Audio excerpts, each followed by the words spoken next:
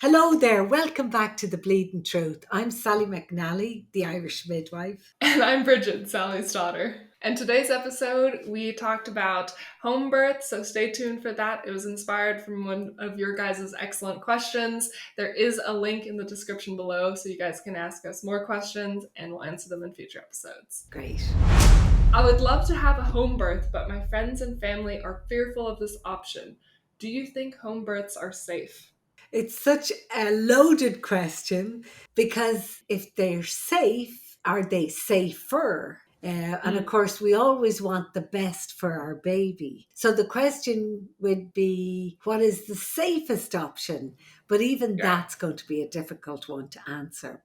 I think that some home births are safe, and I think that some hospital births are safe. And for the most part, both are a safe option. But what is the safest option? And that's probably why your family, uh, they're worried because they may have heard some stories about babies or moms getting into danger when they're in home birth. But there's dangers in the hospital also. So a young mother has to weigh up those options. What is the safest option for me personally? So she has to look at herself first about her health. How is her health? Has she got a normal BMI? Has she got diabetes or high blood pressure or twins or a breech? Is there anything that would put her into a high risk category if she delivered at home and didn't have all of the extra care that we have in the hospital? And then she has to look at the midwife that would be delivering her. How much experience does that midwife has? Does that midwife have, an easy way to transition to the hospital if they run into problems? And just Like the a backup plan. Right, right. And then when she looks at the hospital, who's the midwife or the doctor that's going to deliver her there? Do they have experience? And are they going to respect your birth plan, whatever type of a birth that you wanted? I know many great midwives who deliver at home, and they have birth centres as well here in town. And they all are, trained in neonatal resuscitation, cardiac resuscitation for the mom if needed. But for me, I mean, I'm trained and certified in all of those things also, but I'm still not courageous enough to do a birth at home because I've seen so many things. I've seen, beautiful natural labors, but then there's a postpartum hemorrhage or the baby needs Mm, resuscitation. And I mean, I trust my neonatal resuscitation, but if there's somebody who would be better to resuscitate that baby, I want them to be the ones doing it, of course. And right. I have the best neonatal team. All I have to do is say, bring NICU in. Even if I don't need them, they're there just in case if there's something, at the end, if the baby's having decelerations or something looks like perhaps the baby might need a little resuscitation. Hmm. I have the best team, the best care. And then the baby can be transported across the corridor. So the baby wouldn't have to come from home to the hospital. So for the baby, that for me is the best, right? That just in case anything could happen or go wrong, the baby has the best care. And then when I look at the mom, we know that, of course, in hospital, if we look at the board any day of the week, maybe 27 to 30% of our patients have had C-section. Now, is that because they're in the hospital or is it because they needed it? Hmm. So it's a kind of an answer that we'd have to look at each patient. Sometimes it's a repeat cesarean section that she's chosen or her doctor has advised her to have. Hmm. Sometimes it's an emergency cesarean section during the labor. The baby wasn't feeling so good, or the mom started to bleed, or sometimes it's an obstetrical emergency where with that 1% of all births that they need, complete care. And who is to know who that 1% is going to be? That's the Right. problem. We can't look at 100 women and say, that lovely curly haired, red haired lady, that's the one. We can't say that. There's Yeah. no clue to who is going to need that complete care. And the complete care is usually an emergency cesarean section and could be, neonatal resuscitation. So I've never heard that term of like complete care. That's like different from some other types of emergency C-sections. It's like a more dramatic version. Yeah, Is that what you mean? yeah. Um, Like more serious cases? Very serious. Things like if the cord prolapsed, if the cord came in front of the baby's head, then Mm. as the baby moves into the pelvis, that cord gets trapped between the pelvis and the bony skull of the baby. And of course, the oxygen, the blood supply has been Right. cut off. What do we do in a case like that? Whoever finds it has to push the baby's head off the cord, and Mm-hmm. then an emergency cesarean section is performed. Now, the Mm-hmm. baby usually comes out fine because if the person has, been in the right place with the right person and that's discovered, then the baby's usually fine. Right. Often women don't want to be monitored if they're trying to do a natural birth.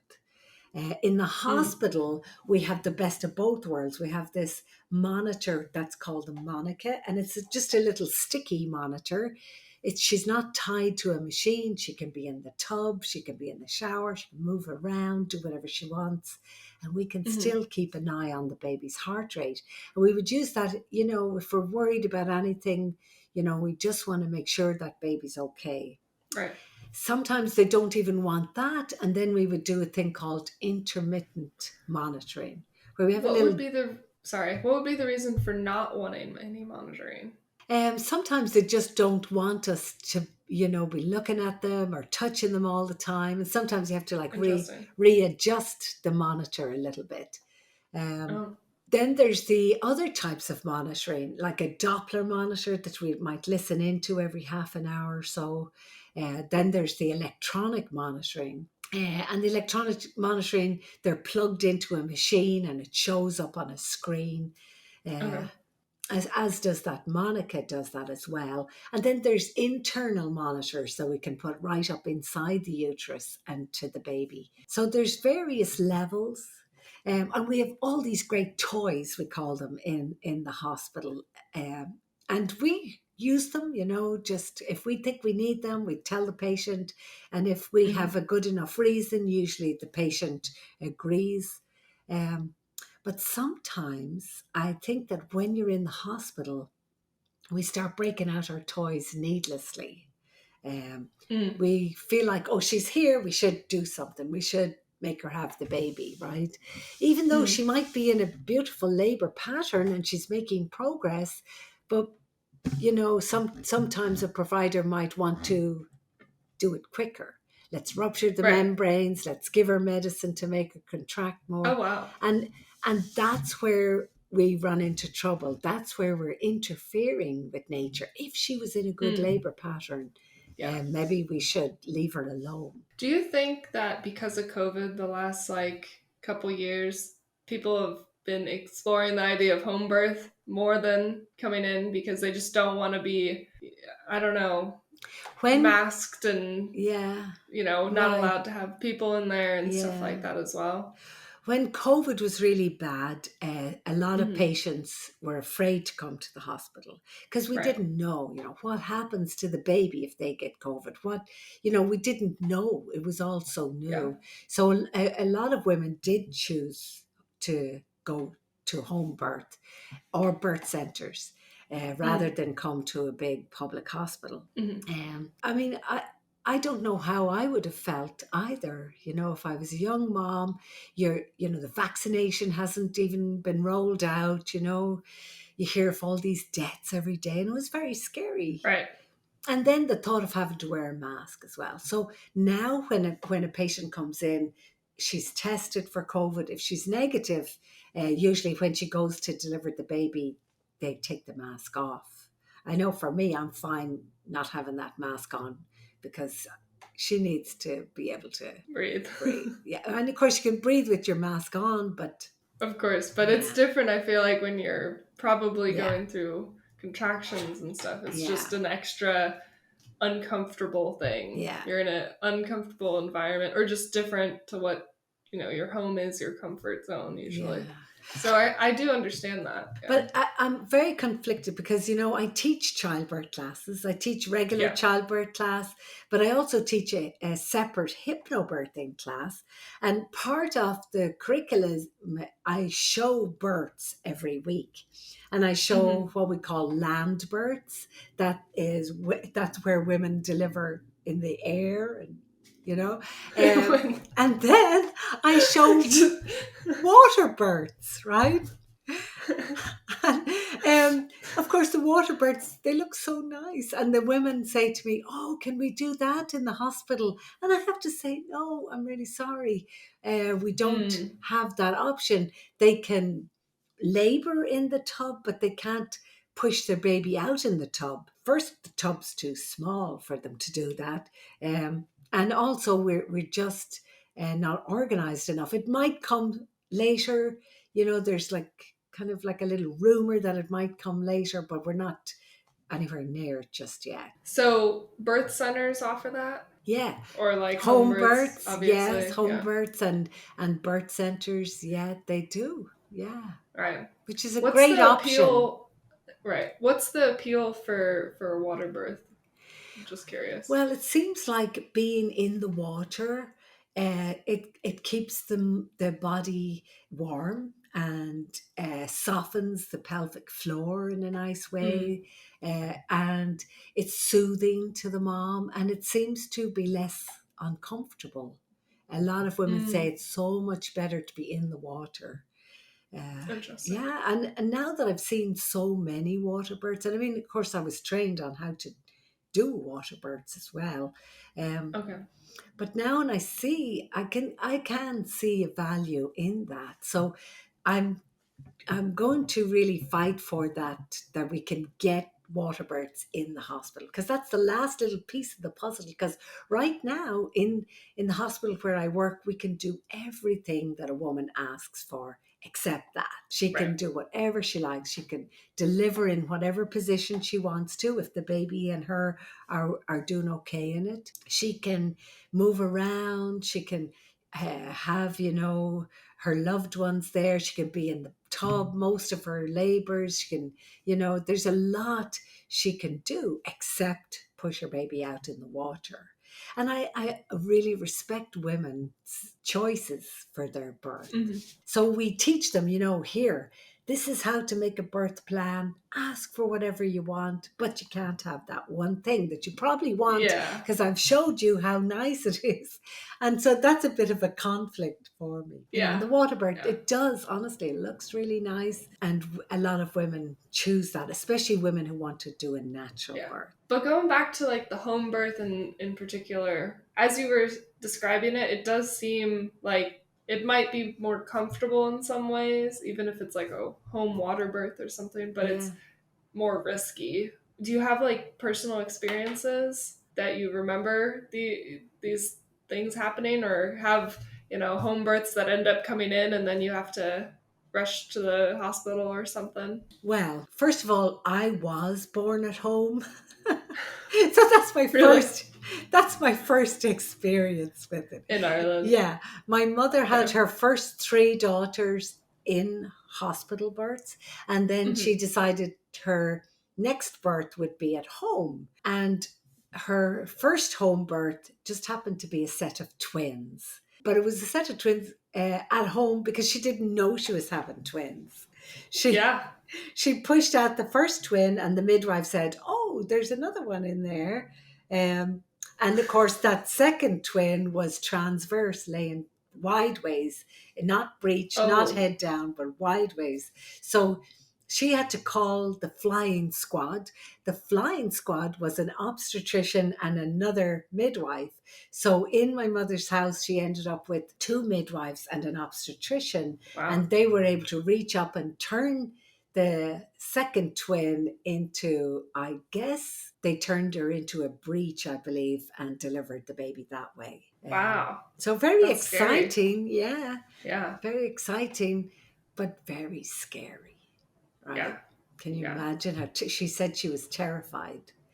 Yeah. but not so terrified that she didn't opt for another home birth with me.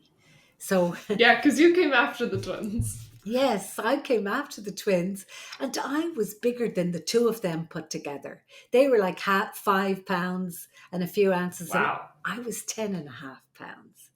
I suspect my mother might have been diabetic with me. Poor, poor mom. I used to call her on. Wow. I used to call her on my own birthday to apologize. but poor mom. But yeah, I was pushed out in the bedroom at home in Ireland. Wow. So that was And my her own birth story is crazy, right? Wasn't she born in a yes. car or something? Well, not a car, a cart. It was like a horse and trap. She told me it's like a little cart Wow. and a horse. Yeah, Christmas night or Christmas Eve Christmas night. night. Mm-hmm. Wow. Poor pet. Horse-drawn carriage. Yeah. That's a different type of Yeah, home that was birth. a long time ago. Yeah. Wow. So then I was trained in hospital births, right, in Ireland. It wasn't really encouraged to do a home birth at that time. So the Mhm. trendy thing was to do your birth in a hospital. Here in America, it's kind of a trend now to do home births or birth center. And I think the reason is because they're afraid that we're not going to allow them to have a lovely natural birth in the hospital. Right. That as soon as you're in the hospital, interventions are introduced. And Maybe also, sorry, maybe yeah, also like, it's easier to give in to it not being as natural oh my because gosh, you're so you're right. being, Yeah, pushed to, not necessarily pushed, but yeah, it's easier to say yes to yeah. what's it called when you get numbed? An epidural. Epidural or something like that. Exactly. And I've yeah. seen that, like a woman come in saying, I want to do a natural birth. But, a few hours later, somebody might come in the door and say to her, did you want an epidural? Because the anesthesiologist is out at the desk and he's going for his dinner. So the intonation there is that if you don't say yes now, maybe you'll miss it because he's going to his Mm, dinner, right? mm. He can not have dessert and come back and give you an epidural if you change your mind, right? But when you're very vulnerable when you're in labor, and just like Or you, just pain, yeah. Yeah. and also it's so much easier to give in, Yeah. right? Because all you have to do is say drugs, please, and somebody's going to go and Yeah. Mm, get you. there you go. It's like that, honestly. It's like, and Wow. it's everyone's job to give her what she wants because that's what she's asking for. And if it's a natural birth, she gets that too. See, that's the thing. I witnessed many beautiful natural births in the hospital, and women need to know that they have the power to speak up and tell us what they want, Hmm. and what they don't want. Maybe they don't Hmm. want to be offered medication. Right. Because if you're offered medication in the middle of a contraction, of course you want relief from it, you know? Of course, Yeah. somebody please take it away. But, if somebody's there saying instead, you've got this, you're strong, you're wise, take a breath, you're almost there. That's what women need to hear when they're Do you trying to think do. that young midwives are taught to talk like that to patients, or are they just taught what to do, get this for that? Or is there really any education about like how to talk to? Well, I think that we are taught a certain amount, Hmm. but it's something that you learn by being in the labor room. The Hmm. more hours, the more births, the more time spent with laboring women, you learn a certain way to sense their type of personality and the words that they need. Hmm. Um, some women, you can't stand in front of them and look at their face and say, how does it feel? Is it hurting? You can't talk to a woman like that. Right. Or even to say on a scale of 1 to 10, what would you put your pain? It's like, how can she say that? Because she's never maybe had a baby before, so she's nothing to Mm-hmm. compare it with. So it's really like we should be getting up closer to them, just close to their ear maybe, and just saying, are you coping? Like, that's a better question, right? Than what's the scale of your pain? Right. Because even the word pain uh, is a negative thing, and Right. even the word contraction now can be a negative thing in a patient's mind. I like to call it like from hypnobirthing, we call it surges, like surge of energy. Um, Mm-hmm. or for the woman to pick her own word for what she's feeling, something that's a positive word like Mm-hmm. squeezing or pressing, thinning or opening, and surging is a great one. Mm-hmm. But women need to know that they can do a beautiful birth in the safest place. Right. And we, in that safest place, need to keep it safe and Mm-hmm. not, push her on further and further into a web of interventions. And I see that Mm-hmm. happening sometimes. We'll rupture the membranes, she'll get an early epidural, the How does baby it will have a work? deceleration, we'll put Mm. internal monitors. We'll give her too many IV fluids. We'll wash away her natural hormone that's making her contract. Then she ends up getting Pitocin. It's a web of interventions that the women sense and have heard about out there in the communities. Mm. And so we need to be strict with ourselves to like pull back. If she really, really wants to do a natural birth, can we help her with that and resist all of our interventions? I mean, I'm guilty of it too. Sometimes I'm like, if I could just pop that membrane, I know she'd go faster, and I'll present that to her. And sometimes a woman will think, oh, it sounds like you're giving me advice to do that. And then, sometimes she'll want to go faster, but maybe it was just my impatience and not hers. So Interesting. it's a very interesting thing that happens when you're in the hospital.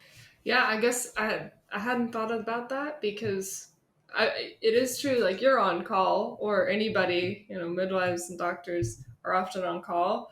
You get calls at the middle of the night, and you might go in, or inconvenient times. We might be in the middle of recording a podcast, and you have to go in, and you don't really think about that, how the midwife has or the doctor has a life going on, and they're But waiting. we shouldn't have that as an issue, it Well, shouldn't. yeah, But it might just be like 1% of yeah, the decision motivations to making. make decisions, and Yeah. that's a human thing. When you think about it, it's peer pressure as well, right? Some Hmm. women have this peer pressure with their group of women friends, Hmm. that some of them have been having home births or some of them have been having hospital births. And the peer pressure is to do the same as them, because we Hmm. all want the person to have the same experience so that Yeah. they don't have a better experience, right? And women are like that, they don't mean to be like that, but I've seen that in the labor room that, some women will talk to other women like, even though they might be their sister, they'll say, well, I had an epidural and my babies are fine, Hmm. or they might say, you don't want an epidural. No, no, you're fine. You can do it. I can do it. You can do it. And that's not the right way. We need to be focused on who this person is and what it is that they want. Maybe they really Hmm. do want an epidural, or maybe they really do want a natural birth. And if they want a natural birth, sometimes it's more work for us. Hmm. Sometimes their body might be moving a lot more when their baby's being born, or it might take a little longer, or it might take less time. It might be fast and furious. Uh, but it is very exciting. It's always my favorite is the natural birth. What's a good percentage? Guess what percentage of your births are natural versus not Oh, I would have to fully. look at that because, like you say, once they're in the hospital, the temptation of the epidural is right there, Hmm. going for his dinner, right? Um, I would hope that it's at least 10%, and that sounds like Yeah, small. that does sound really small. I'll look at that for you. Get it. Okay. Yeah. But that peer pressure for women, if there's a woman listening now, she's asked that question. I think that the death rate of babies born at home is a little higher than the death rate for babies born in hospital. So Mm-hmm. they might look at the statistics for the babies. And then for the moms, I believe that we do see some women being transferred. Not a lot anymore, but Mm-hmm. uh, we do see some women being transferred for different reasons. The most often reason is that she's changed her mind and now she wants pain relief. Mm-hmm. And we should accept them just like any patient coming in labor, instead of like, oh, well, the home birth didn't make it. Here we go. Now we're going to save the day. And of course, we tried to save the day, but we're all on the one team. That's the thing. And we're all on Team Woman and trying to help women achieve what they're looking for. And that's the birth that they're dreaming of. They have to listen to their own wisdom. Sometimes a woman will get a feeling like, I should do this, they should really listen to that inner wisdom. I always say, well, what are you feeling yourself? What is she thinking? What's she feeling? Mm-hmm. Recently I had a woman, we were pushing and pushing and pushing for like over 3 hours. And I have a lot of energy. I can keep going.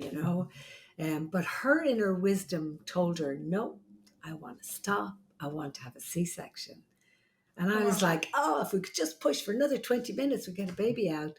Nope. She wanted a C-section. And I'm glad, because the baby was starting to have decelerations and it was Mm-hmm. time, and we did a C-section, and the baby's reserves were getting low. So she made the right choice. Yeah. And we were coming to the conclusion that that's what we may need to do, in the end. But she felt it, before we did. I was so proud of Wow. her. Yeah. Of course, mom and baby are fine. Um, but when I think about home births, right, I think of courage. And courage is an interesting word. When you're going into labor, you have to like have a sense of courage, because you've heard all of the horror stories of the things that could go wrong, right? You've listened Every to our woman. podcast, Yeah. so Yeah. you're definitely a little scared. Right, and I'm really sorry about that. But it in one way it's good to know that things can go wrong, and in another way, it's scary and it Yeah. creates tension and fear. But if a woman knows that, say, her breech baby could get stuck, she might say, well, I don't want to deliver my breech at home. But that might be the only way she could deliver a breech now. So it's the courage to go against the grain. So, say if your instinct is saying, I'm afraid to deliver my baby at home, then go to the hospital. But Mm-hmm. bring all of your bag of tricks on how to have a nice natural birth. Right. Don't think that just by handing your birth plan to a nurse that that's going to make it happen. No, the birth plan is for you. It's not for the nurse. She'll help you in any way you want her to, but the Mm-hmm. birth plan is, I plan to do this. So women have to understand that. Gotcha. Gotcha. And then the courage of the midwives who do home deliveries. I mean, that's scary, because I know the It's things can go wrong. responsibility. Yeah. I've been through all of those things. And the thought of having that responsibility, it would Mm-hmm. weigh on me. I wouldn't sleep a wink, day or night, and they have my respect, because that takes courage. Yeah. So, and then the courage, for me, I am a natural birther, right? I love it. That's my, you know, sugar in Jam. life, my jam. um, but I don't have enough confidence that I would do it at home. Not at this stage of my Wow. life, not at this stage of my experience. But I would I advise think you to come armed with natural labor choice. because I mean maybe my perspective is that you would know what to do. You'd be fine if you had to deliver somebody from home. But yeah, if you have the choice, yeah, then that makes sense why you would choose a yeah, hospital yeah, setting. But if exactly. you were in that emergency situation, I have confidence you'd be really, really equipped for it. I could But do so much and mm-hmm, probably get through most of the things that could pop up. But I mm-hmm, know the 1%, that curly headed, red haired lady, I can't tell who she would be, you know? yeah, And that's my problem. And I don't have enough courage to not bring her my best. right, And my wow, best is not just me. My best is the scrub tech who's got that OR jam pat that has everything organized, everything we would even dream of. She has it mm-hmm, right there. Or the surgeon's hand so skilled to get your baby out like within 8 minutes. Or the NICU staff who can tell just by looking at the baby what's needed like instantly, and to call and say, get this ready, we've got this baby. That's my best, and it's nothing mm-hmm, to do with what I've got in here. wow. And so of course I'm a coward. No. And that's how she sums it up. No. I don't accept that last statement at all. But I just have seen so much that's the choice I make. I think it's a respectable choice. Thanks. Thank you. Not a cowardice choice. But It's a wow. hard one because Yeah. I'm not saying, you're not going to be safe. You probably would be safe having your baby at home, and it would be Yeah. beautiful. You'd be comfortable, you'd have your all the family there that you want. Nobody's going to Mm-hmm. restrict that, and you would, be in your own, vibe. But you can create that in the hospital. People don't know that, we have music blaring, that your music streaming in. We have the lights turned down, the position that you want. You just got to know that you can do that lovely birth in the hospital too. Well, thank you for whoever asked that question because I think it Yeah, was a really important one yeah. to discuss. I was a charge nurse in on the labour and delivery unit for 20 years. And we've come a long, long way. There's labour support committee to support the women. What can we do to make it better for them? Mm-hmm. We have um, lactation consultants on every corner to help you with breastfeeding. We have the nurses are trained up to the gazille. Oh my God, is that a word? They're No. trained so well. Um, I just spoke with my patient this morning who wanted to say how wonderful her nurses were, Mm. that they just knew exactly how her body needed to be positioned, and her baby needed to turn, and her labor was fast and wonderful, and her body was intact, and it was her first baby. She was like really excited about the birth, and it was the obstetrician who delivered her baby, but it sounded like the exact birth she wanted. It was beautiful. Great. Yeah, yeah. So I'm Yeah. really proud of everybody that. But it's everything, It's she has to do her part too, which is to eat a good diet, get a little exercise, keep talking to your midwife, your obstetrician, keep going to your visits, make sure that there's nothing being missed, to keep yourself as safe as possible. And communicate in the moment too. Yeah, yeah. I mean, some things you can't change, whether you're in a hospital or at home. I mean, I know of a really great, well trained midwife. She went, she had a really, it wasn't her birth. She was there helping a home birth, and a really bad outcome. The baby didn't make it, and she's traumatized by that, of course. Who wouldn't be? Poor mom. And then, it is just a difficult one. Perhaps that exact same outcome could have happened in the hospital, Right. but no one can tell because she wasn't there. Right. So I hope that makes a little sense. It may not have helped the person who asked that question. she may be just as confused. Sometimes these questions, I feel like I'm answering in two parallel lines, like a politician's answer, so that I don't upset anybody on either side.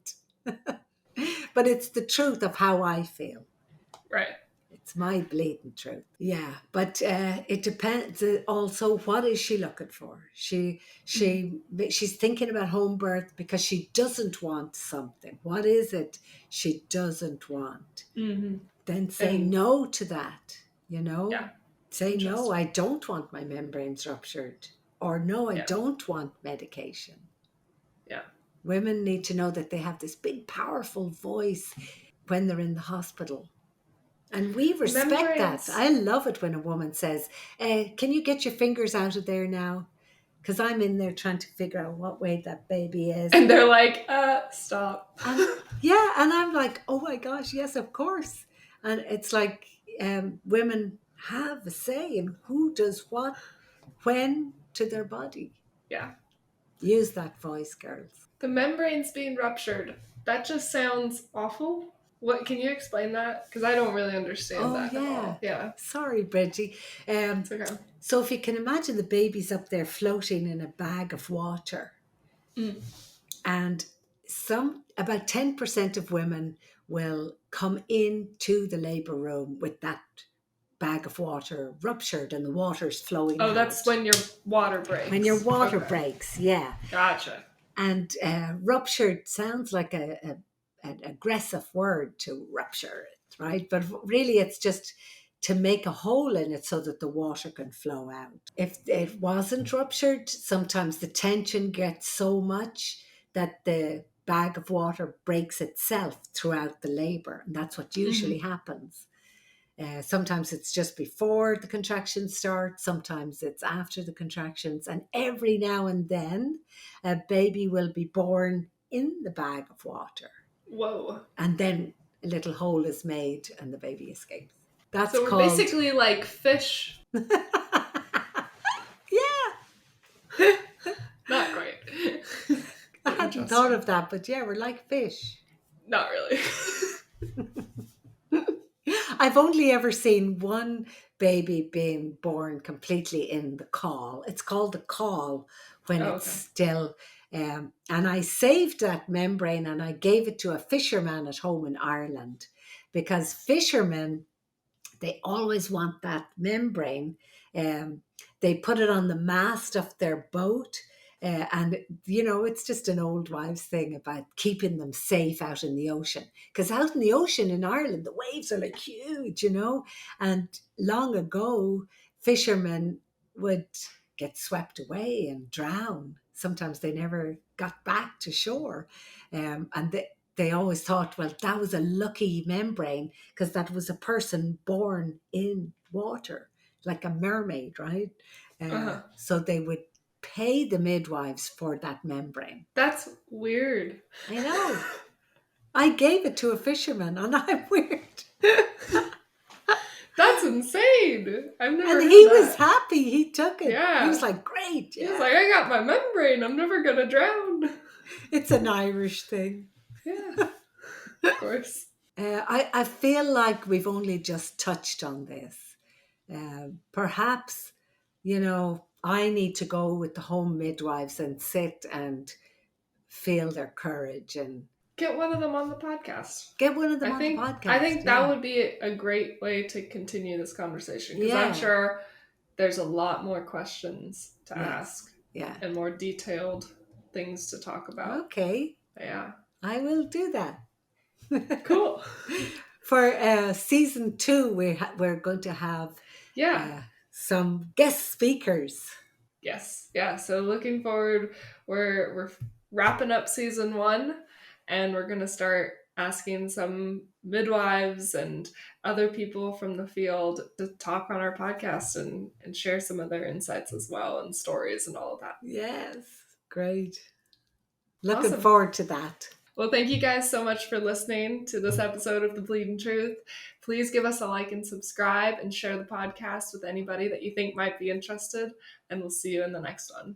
So thanks a million. Thanks a million.